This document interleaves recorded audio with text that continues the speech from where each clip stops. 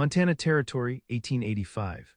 The last light of day painted the rolling foothills of the Bitterroot Range in amber and gold, casting long shadows across the valley where Dawson Foster sat alone on the porch of the Flying V Ranch bunkhouse. At 25, he'd already seen more of the West's harsh beauty and brutal indifference than most men twice his age. The scars on his hands told stories of barbed wire, spooked horses, and the daily battle against a land that gave nothing freely. Yet it wasn't the physical marks that defined him, but the invisible ones. The conviction etched into his soul that the frontier was a place where a man survived alone or didn't survive at all. Attachments are luxuries out here, he often told the newer hands when they spoke of sweethearts back east or dreams of their own homesteads. The West takes what it wants when it wants. Best not to give it anything to take. He'd arrived at the Flying V 3 seasons back, after drifting through Colorado and Wyoming, taking whatever work kept him fed and his horse shod. Ranch owner Vernon had recognized something in the quiet, capable young man, a natural way with horses and cattle that couldn't be taught. Within 6 months, Dawson had been promoted to foreman, respected by the other hands for his fair dealings and unflappable nature during cattle drives or when facing down rustlers. What none of them knew, what Dawson never spoke of, was the real reason he kept moving west year after year. The memory of his family's homestead in Nebraska, consumed by fire during a Sioux raid when he was 16. The sight of his parents' bodies, the knowledge that he'd been hunting 2 miles away when it happened, unable to protect them, unable to save anyone, that night had taught him the frontier's most brutal lesson. Love was vulnerability, and vulnerability got people killed. Better to be alone, better to keep moving, better to expect nothing and lose nothing. The setting sun caught his profile as he whittled absently at a piece of pine, high cheekbones, straight nose, and a strong jaw sporting 3 days of light stubble. His dark brown hair curled slightly where it met his collar, and his eyes, deep blue like Montana's summer sky, revealed little of the thoughts behind them. At first glance, women in town often mistook his quietness for shyness, until they caught the guardedness in those eyes, the look of a man who'd built walls too high to scale. "Foster," Vernon's voice boomed from the main house. "Need you to ride out first thing tomorrow. New cook's coming in on the stage at Hollow Creek. See she gets here safe." Dawson nodded, slipping his knife back into its sheath. "Sure thing, Mr. Vernon."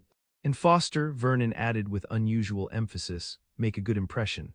Took 3 months to find someone willing to come all the way out here.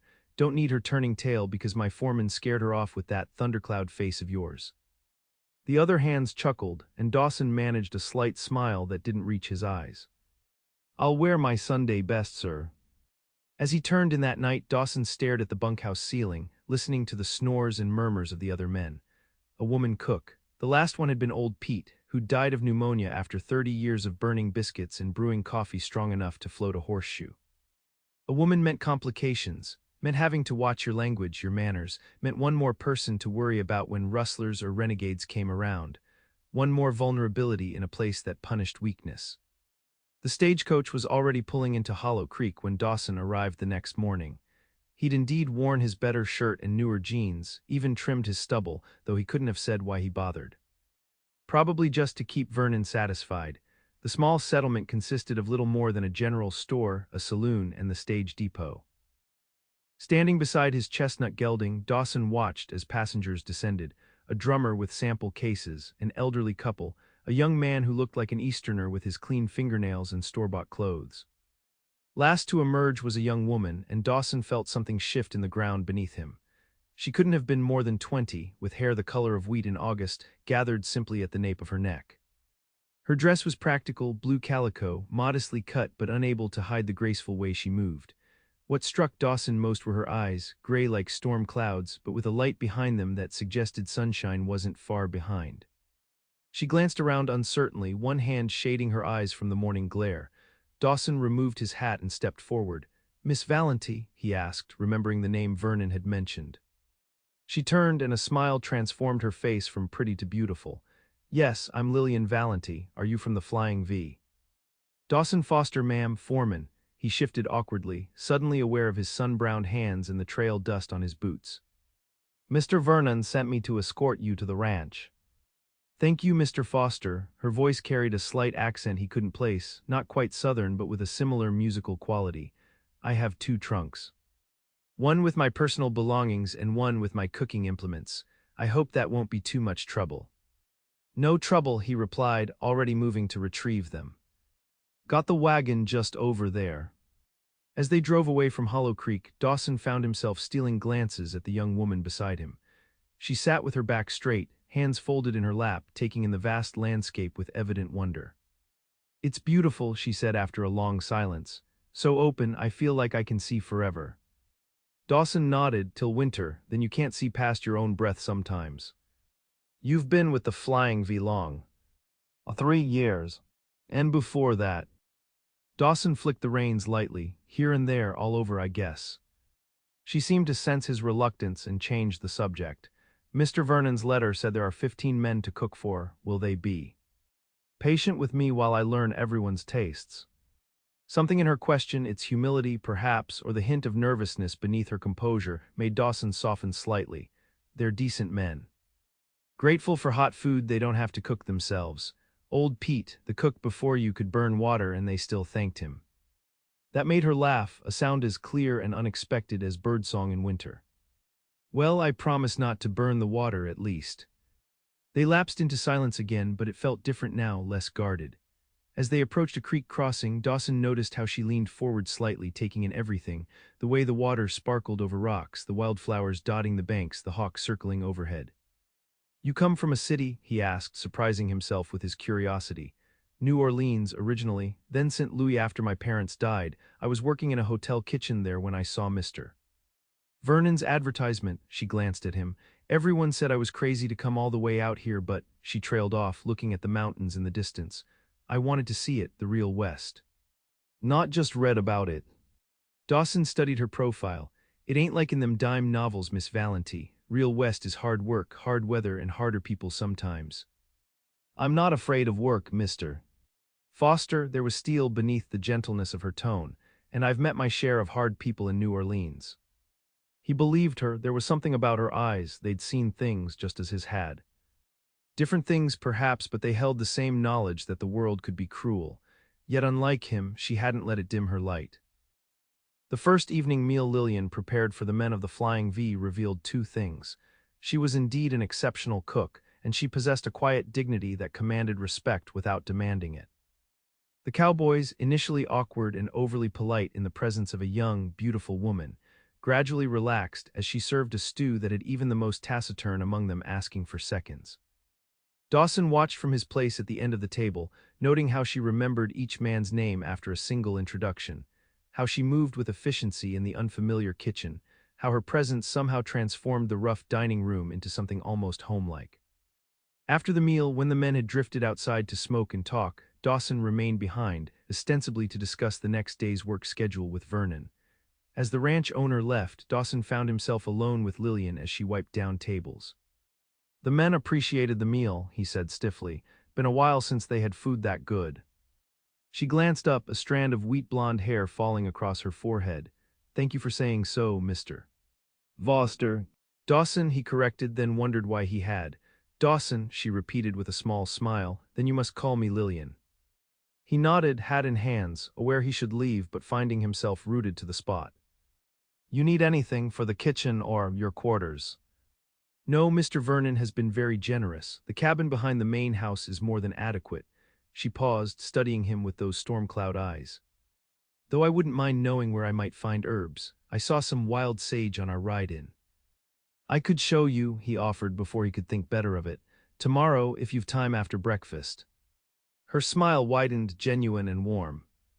I'd like that very much. That night in the bunkhouse, Dawson lay awake longer than usual, troubled by his own behavior.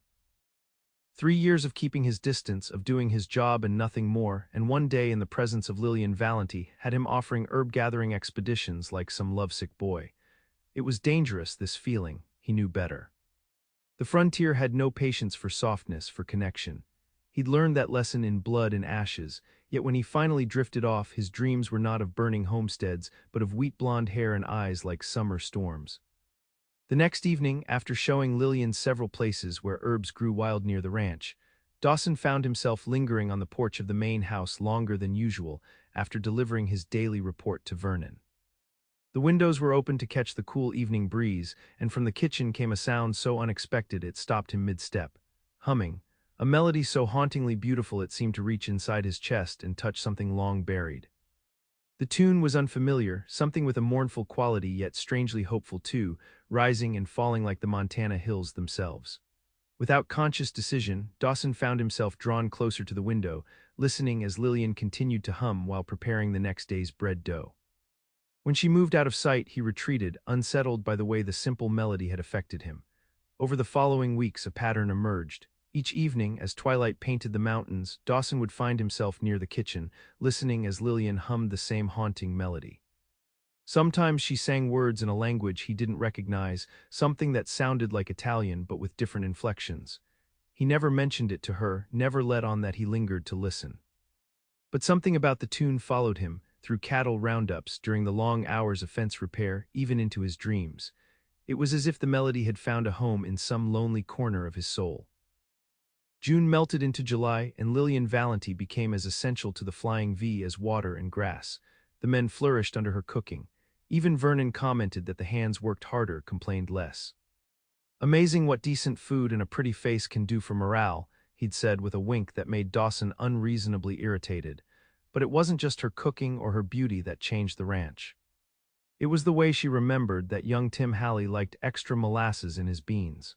The way she set aside the tenderest cuts for old Jeb, whose teeth weren't what they used to be. The way she'd started a small garden behind the kitchen, enlisting the men to help in their spare time, making them feel invested in the bright carrots and green beans now supplementing their meals. It was the way she'd created a home where before there had only been a place to work. Dawson fought against his growing feelings like a man battling quicksand. The more he struggled, the deeper he sank. He kept his interactions with Lillian brief, professional. But he couldn't stop himself from the nightly ritual of listening to her song, couldn't prevent the questions that grew in his mind. Who taught her that melody? What did the words mean? Why did it seem to reach inside him and touch places he'd thought long dead? One evening in late July, as a spectacular sunset blazed across the western sky, Dawson approached the kitchen after the other men had cleared out. He found Lillian kneading dough, humming her song as always. "That tune," he said without preamble, startling her. "What is it?" Color rose in her cheeks, whether from his sudden appearance or the question, he couldn't tell. "You've heard me singing it." "Almost every evening," he admitted.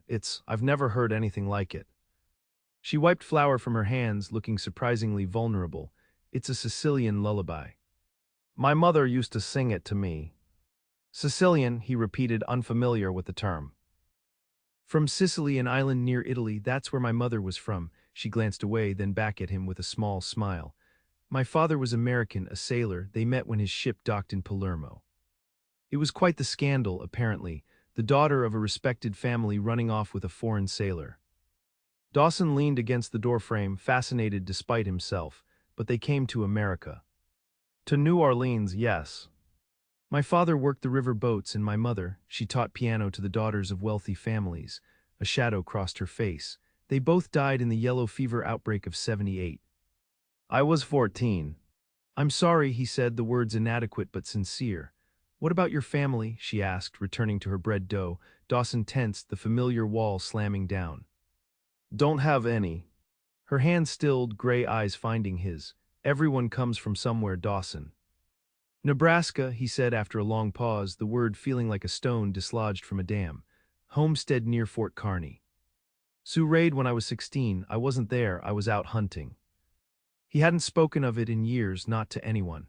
Yet here in this warm kitchen, with flour dust catching the last golden light and the scent of yeast in the air, the words emerged as if they'd been waiting for this moment.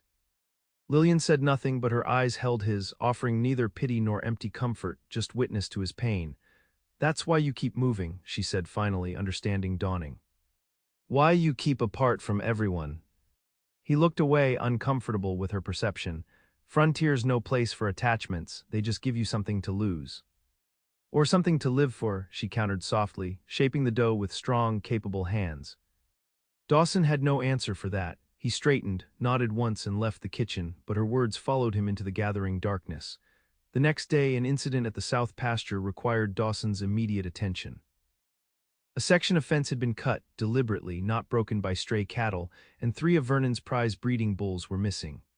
Rustlers had been growing bolder throughout the territory that summer, and it seemed the Flying V was no longer exempt from their attention. Take however many men you need, Vernon instructed grimly. Those bulls represent 2 years of careful breeding and a considerable investment. Dawson selected 4 of his best men, including Charlie Whitman, whose tracking skills were unmatched, and set out before dawn. The trail led south toward the border with Wyoming territory, suggesting the rustlers planned to sell the bulls where they wouldn't be recognized. 3 days later, having recovered the bulls and left 2 rustlers nursing bullet wounds, Dawson and his men returned to the Flying V. It was well after midnight when they rode in, bone-tired and saddle-sore. After ensuring the recovered cattle were secure, Dawson dismissed the men to their well-earned rest. He was unsaddling his exhausted gelding when he heard it, the familiar melody floating through the night air. Following the sound, he found Lillian sitting on the steps of her small cabin, a shawl wrapped around her shoulders against the night chill, singing softly to herself as she gazed at the stars. She stopped when she saw him, rising quickly. "You're back safely," she said, relief evident in her voice. "We were worried when the storm blew through yesterday." "Caught the edge of it," he admitted, suddenly aware of his trail-worn appearance and the 3 days' growth of beard on his face. "Got the bulls back. Are you hungry? I could." "No," he interrupted. "Don't trouble yourself. Just wanted to let someone know we were back." She nodded but didn't go inside. Instead, she studied him in the moonlight. "You look exhausted. And that's blood on your sleeve." Dawson glanced down, having forgotten the graze he'd received during the confrontation with the rustlers. "It's nothing." "It's not nothing. Sit down and let me look at it." Her tone brooked no argument, and to his own surprise he found himself obeying, sinking onto the cabin steps as she disappeared inside, returning moments later with a basin of water, clean cloths, and a small jar. "It needs cleaning at least," she said, setting her supplies beside him. "Take off your shirt." He hesitated, then complied, too tired to argue. The night air felt cool against his skin as she gently cleaned the wound, a shallow furrow along his upper arm where a bullet had come closer than he cared to admit. "You could have been killed," she said quietly, applying a salve that smelled of herbs and honey. "Part of the job." "Is it?" There was something in her voice, not accusation exactly, but a question that went deeper than his wound. "Is risking your life part of the job, or is it something else?" Dawson stiffened. "What are you asking, Lillian?" Her fingers were gentle as she wrapped a clean bandage around his arm, but her words cut through his defenses like a hot knife through butter. "I'm asking if you're so used to keeping everyone at a distance that you don't mind the prospect of dying alone out there on the prairie." "Everyone dies alone," he said flatly. "No." She tied off the bandage and met his eyes. "Not everyone." In the moonlight, with her wheat blonde hair falling loose around her shoulders and her gray eyes steady on his, Lillian Valenti looked like something from another world, a world where love wasn't weakness, where connection didn't end in blood and fire. "That song," he said, changing the subject, "the one you sing every night, what do the words mean?" She sat beside him on the step, close enough that he could smell the lavender she used to wash her hair. "It's about a bird that flies across the ocean, searching for a place to build its nest. It's afraid of the journey, afraid of the storms, but it flies anyway because something inside tells it that home is waiting on the other side." "And does it find it, this home?" "The song doesn't say," she admitted with a small smile. "I think that's for each of us to decide." They sat in silence for a long moment, the vastness of the Montana night spread above them, stars scattered like diamond dust across black velvet. "My mother sang it to me every night," Lillian continued softly. "After we came to America, I think it reminded her of Sicily, of what she'd left behind, but for me, it was always about possibility. About having the courage to fly towards something, even when you're afraid." Dawson looked at her, really looked at her, and saw what he'd been avoiding seeing since the day she stepped off that stagecoach. A woman who had lost everything just as he had, but who had chosen to keep her heart open anyway. "You're very brave," he said, the words barely audible. Her eyes widened slightly, surprise and something else flickering in their depths. "No braver than you, Dawson Foster, just braver in a different way, perhaps." Before he could respond, she rose, gathering her medical supplies. "You should get some rest. That arm needs time to heal." He nodded, standing awkwardly. "Thank you for this." He gestured to the bandage, though they both knew he meant more than that. "You're welcome." She paused at her door. "Good night, Dawson." "Good night, Lillian." As he walked toward the bunkhouse, her melody seemed to follow him, weaving itself between the stars. August brought with it a relentless heat that baked the Montana earth and tested man and beast alike. The flying V's Creek ran lower each day, and Vernon fretted about having enough water to last until the fall rains. Dawson organized the men into teams to dig additional stock ponds and deepen existing wells, working from dawn until the heat became unbearable, then resuming as the sun began its descent. Despite his best efforts to maintain his distance, Dawson found himself drawn more and more into Lillian's orbit. It started with small things, lingering over coffee at breakfast, helping her carry heavy water buckets to her garden, finding excuses to deliver messages from Vernon personally rather than sending one of the younger hands. And always, each evening, he found himself near enough to hear her sing her mother's lullaby, the Sicilian melody that had somehow become the soundtrack to his gradually thawing heart. The other hands noticed, of course. He caught their knowing glances, the way conversations sometimes stopped when he entered the bunkhouse, the good-natured ribbing directed at Charlie when he brought Lillian wildflowers from all of us, though everyone knew whose idea it had been. Dawson told himself it was nothing serious, just appreciation for her cooking, her kindness, just natural concern for a woman alone in the frontier, just respect for someone who, like him, had lost everything but kept going anyway. But the wall he'd built around his heart had developed cracks, and through them something dangerous was growing. In late August, a letter arrived for Lillian from St. Louis. Dawson happened to be in the main house when Vernon handed it to her, and he saw the color drain from her face as she read it. "Bad news," Vernon asked with concern. "The hotel where I worked," she said faintly. "There's been a fire. They're rebuilding and offering me my position back, with an increase in salary." Vernon's face fell. "You thinking of accepting?" Her eyes flicked to Dawson, then back to the letter. "I don't know. They need an answer within the month." That evening, Dawson didn't hear her singing. The kitchen window remained dark, and when he passed by her cabin, no light showed through the curtains. He told himself it was for the best. St. Louis would be safer for her, more civilized. She deserved better than this harsh country, this primitive existence. He told himself these things, but the prospect of her leaving felt like a physical pain. The next day, Lillian went about her duties with her usual efficiency, but the light seemed dimmed in her eyes. When Dawson asked if she needed anything from town, his typical Friday inquiry before making the supply run, she hesitated before asking for paper and ink. "To write your reply?" he asked, unable to keep the edge from his voice.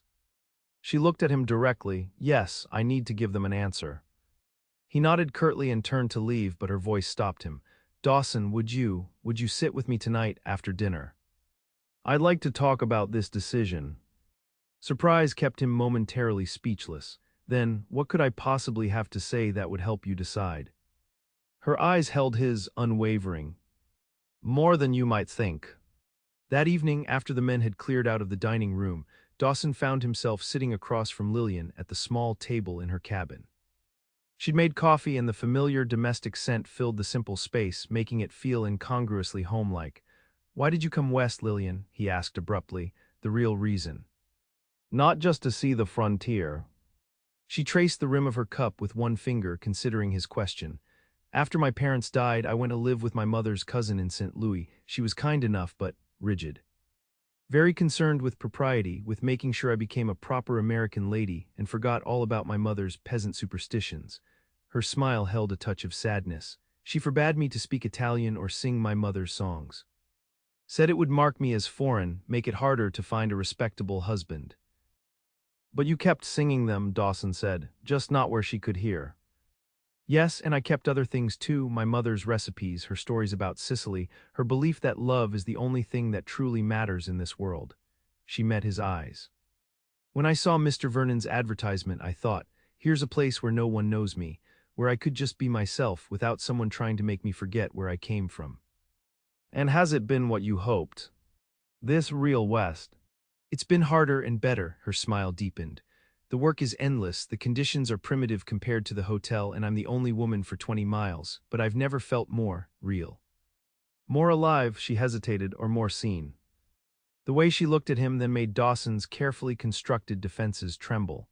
"St. Louis would be safer," he said, holding on to his conviction like a drowning man with a rope. "More comfortable, you'd have society, culture, things a woman should have." "Are those the things that matter most?" she challenged gently. "Safety, comfort, or is it people who matter, connections, community, the feeling of belonging somewhere?" Those things can be taken from you, he said, his voice rough with suppressed emotion. Out here more than anywhere. They can be taken anywhere, Dawson. My parents died in a civilized city. Your family died on a settled homestead. There's no place safe from loss. She reached across the table, her fingers stopping just short of his. The question is whether you let the fear of losing keep you from ever having. He stared at her hand, so close to his. So easy it would be to bridge that small distance, to surrender to what he'd been fighting against since that first day at the stagecoach. So terrifying. I should go, he said, standing abruptly. Early start tomorrow. Disappointment flashed in her eyes, but she nodded. Thank you for listening at least. At the door he paused. What will you tell them, the hotel? I don't know yet, her gaze was steady. But I know what I want, I'm just not sure it's available to me. Dawson rode into Hollow Creek the next day with Lillian's words echoing in his mind. As he gathered supplies and picked up the ranch's mail, he found himself pausing outside the small church at the edge of town. He wasn't a religious man, hadn't set foot inside a church since his parents' funeral, but something drew him to the simple wooden building. Inside, sunlight filtered through plain glass windows, illuminating rough-hewn pews and a modest altar. No one was present except an older man sweeping the aisle who nodded a greeting. Just looking, Dawson explained awkwardly. Take your time, son, the man replied. Doors always open. Dawson sat in the last pew, hat in hands, not praying exactly, but allowing himself to think, really think about Lillian's question. Was safety worth the cost of never truly living? Was protection from pain worth the absence of joy? For 8 years he'd been running from the memory of fire and death, believing that connections were vulnerabilities the frontier would exploit. For 8 years he'd been existing rather than living, moving rather than building, surviving rather than thriving. And then Lillian Valenti had stepped off that stagecoach with her wheat blonde hair and storm-cloud eyes, humming a melody about a bird brave enough to cross an ocean in search of home. When Dawson returned to the Flying V that evening, he found Vernon waiting for him with an unusually grave expression. 2 riders came through while you were gone, the ranch owner said without preamble. Looking for a woman matching Lillian's description. Said she's wanted for questioning in St. Louis regarding theft from her previous employer. Dawson's blood ran cold. That's ridiculous. Lillian's no thief. I know that, Vernon agreed. Sent them on their way with a flea in their ear, but they didn't strike me as lawmen, Foster. More like hired muscle, and they were mighty interested in whether she was alone here. Where is she now? In her cabin. I told her to stay there, keep the door locked until you got back. Vernon's weathered face showed unusual concern. Something doesn't smell right about this, Foster. These men knew things about her, where she worked in St. Louis when she left, but they weren't wearing badges and they sure as hell weren't acting like men interested in justice. Dawson's mind raced. The letter asking her to come back to St. Louis, it wasn't from the hotel at all, was it? I'm guessing not, Vernon agreed grimly. More likely someone trying to flush her out, see if she's here. Which direction did they head? South toward town. But they could circle back after dark. Dawson's jaw set in a hard line. Get the men ready. I want guards posted around the main house and Lillian's cabin tonight, and I need to talk to her, find out what this is really about. He found Lillian pacing the small confines of her cabin, her usual composure replaced by visible agitation. When he entered, she turned to him with relief and something like shame in her eyes. Dawson, I swear I didn't steal anything. I don't know why they would say that. I know you didn't, he said, closing the door behind him. But I need to know what this is really about, Lillian. Who would want to find you badly enough to send men all the way out here, who would try to lure you back to St. Louis with a false letter. She sank into a chair, hands twisting in her lap. My cousin's son, Edward, he asked me to marry him before I left St. Louis. Dawson felt a surge of something that might have been jealousy if he'd allowed it. And you refused him. Of course I did. He never cared for me, only for my mother's inheritance. Inheritance? This was new information. Lillian nodded. My mother came from a wealthy family in Sicily. When she eloped with my father, they disowned her. But after she died, a letter came from Palermo. Her father had passed away and left everything to her or to me as her only child, property in Sicily, some investments. Not a fortune by American standards, but substantial enough. And this Edward knows about it. Yes, my cousin, his mother, was executor of the estate until I turned 21. I reached that age 3 months before I came west. Her eyes met his. Edward proposed the very next day, claiming he'd always loved me. When I refused, he changed, became threatening. Said no decent man would have me without the money, that I owed the family for taking me in. She shuddered at the memory. That's why I answered Mr. Vernon's advertisement. I needed to get away. And the inheritance? Did you claim it? I had the papers drawn up before I left, transferring everything into my name. The lawyer said it would take months to finalize, given the distance to Sicily. I was to receive confirmation once everything was complete. She looked down at her hands. I never told anyone here about it because I wanted to be valued for myself, not for what I might possess. Dawson processed this revelation, pieces falling into place. So Edward loses access to your inheritance when you turn 21. You reject his proposal and disappear west. Now he's sent men to find you, men willing to lie about theft to justify taking you back. Or willing to do worse, she said quietly. Edward has a violent temper, and if something happened to me before I marry— She didn't finish the thought, but she didn't need to. If Lillian died unmarried and without children, her estate would revert to her mother's family, including Edward. The implications settled over Dawson like a physical weight. This wasn't just about finding Lillian, it was about silencing her permanently in a remote place where a young woman's disappearance might be attributed to any number of frontier dangers. "You're not leaving this cabin tonight," he said with quiet authority. "Vernon's posting guards. I'll be right outside your door myself." Dawson, her voice stopped him as he turned to leave. "I'm sorry I didn't tell you everything. I wanted to leave it all behind, to start fresh." The vulnerability in her expression pierced him. "You have nothing to apologize for, but we need a better plan than just waiting for them to make a move. If they don't find you here, they'll keep looking, keep asking questions in town. Someone will eventually talk." "What can we do?" she asked, fear and determination mingling in her gray eyes. Dawson considered their options, limited as they were. The nearest law enforcement was in Helena, at least 2 days' hard ride. By then, Edward's men could have already made their move. "We need to send a telegram to that lawyer in St. Louis," he decided. "Get him to contact the authorities there about Edward's threats, and we need to make sure you're never alone until this is settled." "And if they come tonight?" His hand moved to the revolver at his hip. "Then they'll find out that the men of the Flying V protect their own." As darkness fell, the ranch settled into an uneasy vigilance. Vernon had assembled the hands, explaining the situation without unnecessary detail, just that Miss Valenti was being pursued by men with dishonorable intentions, and that the Flying V stood between her and harm. To a man, they had volunteered to stand guard, their weather-beaten faces grim with protective determination for the woman who had fed them, cared for them, and brought gentleness to their rough existence. Dawson positioned men at strategic points around the main house and outbuildings, with clear lines of sight to Lillian's cabin. He himself took up position on her small porch, rifle across his knees, every sense alert to the night sounds of the ranch. Inside, a single lamp burned. Through the window, he could see Lillian moving about, her silhouette occasionally passing across the curtained glass. Once, he heard her humming, not the Sicilian lullaby but something else, something that sounded like a hymn. It struck him as a brave thing to sing in the face of fear. It was near midnight when Charlie Whitman materialized out of the darkness beside the cabin. "Riders coming," he whispered. 3 of them moving slow from the south ridge. Dawson nodded. "Get back to your position. If they split up, follow the ones that head this way. Don't shoot unless they draw first or I give the signal." As Charlie melted back into the shadows, Dawson moved to the darkest corner of the small porch, where he could see without being seen.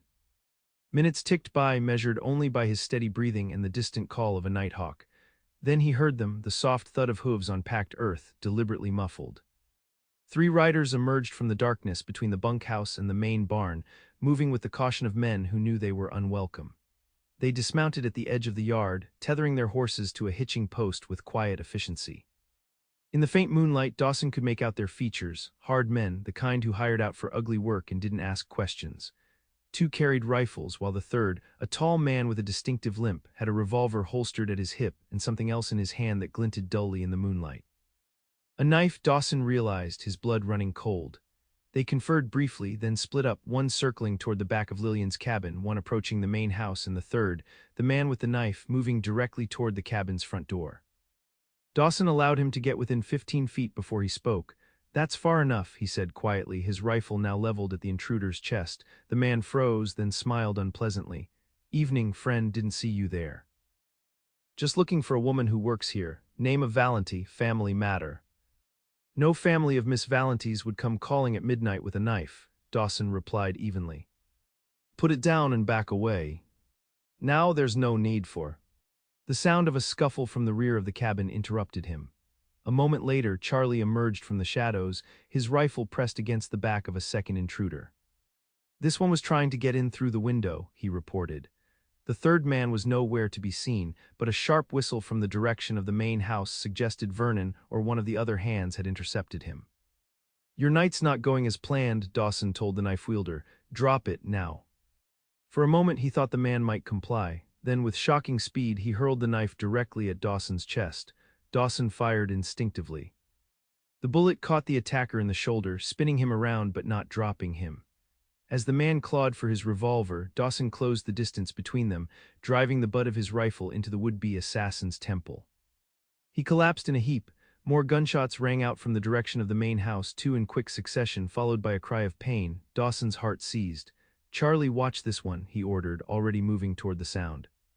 He found Vernon standing over the third intruder, who lay motionless in the dirt, a dark stain spreading across his chest. The ranch owner's face was grim, his shotgun still smoking slightly. He drew on me, Vernon said simply.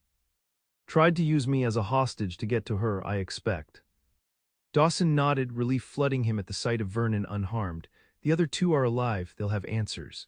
He glanced toward Lillian's cabin, now surrounded by ranch hands with rifles. Is she? She's fine, Vernon assured him, shook up but not harmed. As if summoned by their words, Lillian appeared at her cabin door, a shawl wrapped tightly around her shoulders. Her face was pale in the moonlight, but her eyes, when they found Dawson, held a fierce relief that matched his own. It's over, he said, crossing to her. They can't hurt you now. She nodded, visibly gathering her composure. Is anyone hurt? Any of our men? Our men, the simple phrase struck Dawson with unexpected force. The way she included herself among them, the way she claimed the Flying V and its people as her own. Everyone's fine, he assured her, resisting the urge to take her in his arms. We need to get these men to the sheriff in Helena, find out exactly who sent them and make sure they face justice. Edward sent them, she said with quiet certainty. I have no doubt. Dawson nodded grimly, then Edward will answer for it. The next morning, after a sleepless night of standing guard and securing prisoners, Dawson prepared to depart for Helena with Charlie and two other hands. The surviving intruders were bound and loaded into the ranch wagon, sullen but cooperative after a night contemplating the alternative. Before leaving, Dawson sought out Lillian, who was already at work in the kitchen despite Vernon's insistence she take the day to rest. He found her kneading bread dough with unusual vigor, as if working out the residual fear and tension through physical labor. We'll be back in 4 days, he told her. Vernon's keeping extra men at the ranch until we return. You'll be safe. She nodded, not looking up from her work. Thank you for everything. I should have told you the truth from the beginning. You had no reason to trust any of us when you first arrived. He hesitated, then added, you couldn't have known what you'd come to mean to the Flying V. At this, her hands stilled. Slowly, she raised her eyes to his. And to you, Dawson, what have I come to mean to you? The question hung between them, impossible to evade, terrifying to answer. In the early morning light filtering through the kitchen window, with flour dust on her cheeks and her wheat blonde hair coming loose from its pins, Lillian Valenti looked both vulnerable and indomitable, a woman who had crossed her own ocean in search of a place to build her nest. Everything, he said simply, the admission breaking free from the place he'd kept it locked away. You've come to mean everything. Her eyes widened, and for one horrible moment he thought he'd misread everything, her glances, her questions, the way she sought his company. Then she smiled, a sunrise of a smile that transformed her entire face. I was afraid you'd never say it, she whispered. Dawson closed the distance between them in 2 strides, flour dust be damned. His hands cupped her face with a gentleness that belied their strength, and when his lips found hers, it felt like coming home after a lifetime of wandering. The journey to Helena and back took 5 days, during which Edward Harrington of St. Louis was identified, charged via telegraph with conspiracy to commit murder, and scheduled for arrest by federal marshals. The surviving attackers, faced with hanging for their compatriot's death, proved more than willing to implicate their employer in exchange for leniency. When Dawson returned to the Flying V, he found the ranch transformed in his absence. Harvest decorations adorned the main house and dining room, a feast was being prepared, and even the most taciturn of the hands seemed unusually cheerful. "What's all this?" he asked Vernon after delivering his report on the legal proceedings. The ranch owner grinned. "Lillian's idea. Said we needed something to celebrate after all the trouble. Called it a harvest Thanksgiving. The men have been falling all over themselves helping her prepare." Indeed, as Dawson approached the kitchen, he found 3 cowboys, including old Jeb, who normally avoided work of any kind, enthusiastically shelling peas under Lillian's direction. When she saw him, her face lit up, and the men tactfully found reasons to be elsewhere, leaving them alone. "Welcome back," she said, wiping her hands on her apron. "Everything went as expected." "Better," he confirmed. "Edward's being held without bail. The lawyers filed papers to protect your inheritance, and the territorial judge was sympathetic to your situation. Said no one should have to fear family the way you did." Relief washed over her features. "It's really over then." "It is." He stepped closer, drawn to her like a compass needle to true north. "You're safe now, free to go wherever you choose." Understanding dawned in her eyes. "Are you asking if I still plan to leave, Dawson Foster?" "I'm asking where home is for you now," he said quietly. "The bird in your song, did it ever decide where to build its nest?" Lillian smiled, reaching up to touch his face with gentle fingers. "I think you know the answer to that."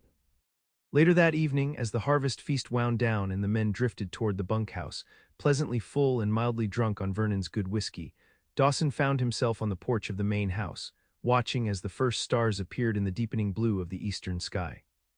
Soft footsteps announced Lillian's approach before her hand slipped into his, warm and sure. "Sing it for me," he requested, not looking away from the stars, "your mother's song. I want to hear all of it."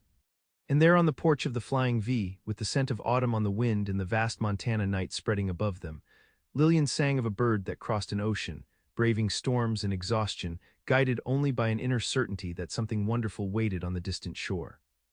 As the last notes faded into the night, Dawson turned to her.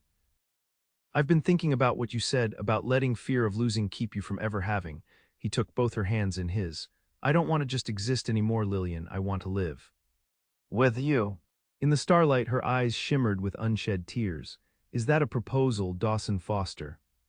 "It is," he affirmed, surprising himself with the steadiness of his voice. "I love you, Lillian Valenti.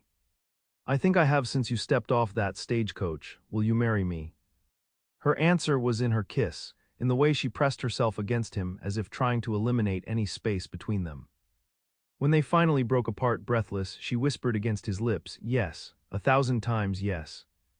They were married 2 weeks later in the small church at Hollow Creek, with Vernon giving the bride away and every hand from the Flying V in attendance, scrubbed clean and wearing their Sunday best. The bride wore a dress of deep blue, with wildflowers in her wheat blonde hair, and when she and Dawson spoke their vows, there wasn't a dry eye in the congregation. Vernon's wedding gift was the foreman's cabin, expanded and improved with a proper bedroom and a larger kitchen. "Been meaning to build a better place for the foreman anyway," he insisted when Dawson tried to protest. "About time this ranch had a family living on it. Makes a place feel more permanent." Their first evening as husband and wife, as twilight painted the mountains in shades of purple and gold, Dawson sat on the porch of their new home and listened as Lillian moved about inside, humming her mother's lullaby while preparing their first meal together. For 8 years he had believed the frontier was no place for love, that attachment was vulnerability, that connection meant inevitable loss. For 8 years he had kept moving, kept his distance, kept his heart locked away from a world that had taken everything from him once before. But sitting there with the woman he loved just inside, with a future spreading before him as vast and promising as the Montana sky, Dawson Foster finally understood the truth. Love wasn't weakness on the frontier, it was strength. It was the courage to build something in a harsh land, the determination to create home where only wilderness had been before, the defiance of claiming joy in a place that dealt so freely in hardship and loss. As the first stars appeared, Lillian joined him on the porch, settling into the circle of his arm as naturally as if she'd always belonged there. "Happy?" he asked, pressing a kiss to her temple. She turned her face to his, her storm-cloud eyes reflecting the last light of day. "I crossed an ocean to find you, Dawson Foster," she said softly. "I'd say that makes me very happy indeed." And as night fell over the Flying V ranch, the Sicilian lullaby, no longer sung in solitude, drifted out across the Montana prairie, a melody of hope and homecoming in a land where both were hard-won and precious beyond measure.